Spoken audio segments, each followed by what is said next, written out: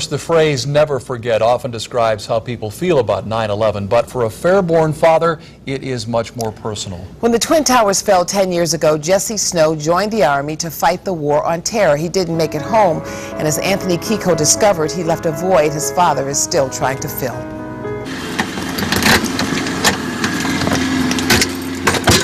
Each morning, John Snow leaves his home, gets in his truck, and heads to Byron Cemetery. Just mainly to water the flowers and just pay my respects. In life, your son was a shining example of all that is best in our land. In rest, may he find the peace we all seek. Sincerely, Barack Obama. I knew after the Twin Towers fell that he was going to go in the military.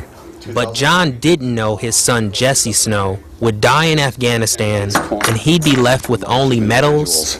Now this is a Purple Heart coin.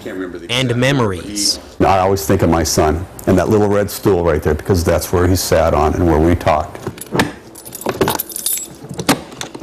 John keeps some of Jesse's belongings locked in a trunk. But this is Jesse's uniform that came back from Dover, Delaware. If only he could do the same with his pain. I mean, I'm not saying it smells like Jesse, but I feel like it was close to him and it was important, so. This is only the third time he's opened the trunk. It is painful. But the pain of an unfinished life is tempered by the promise of one that's about to begin.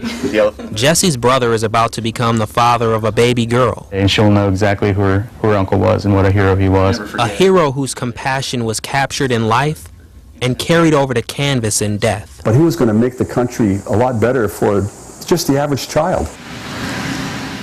This is normally a quiet place, reserved for the departed.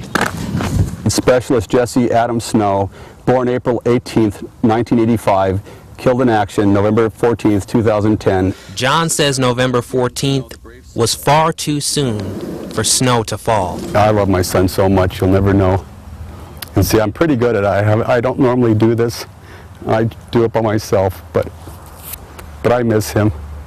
I mean, it's like you expect him to come home, and he gives me that last call.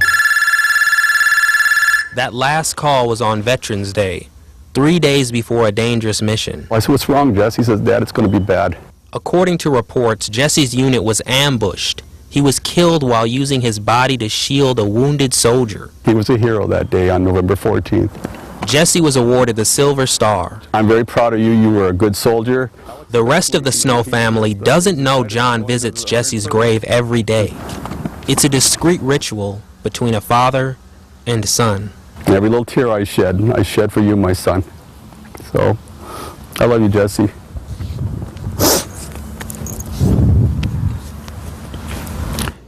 Anthony Kiko reporting on that story.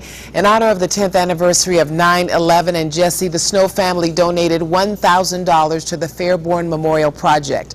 Jesse's brother Alex is also in the military. He could be deployed to Afghanistan sometime next year.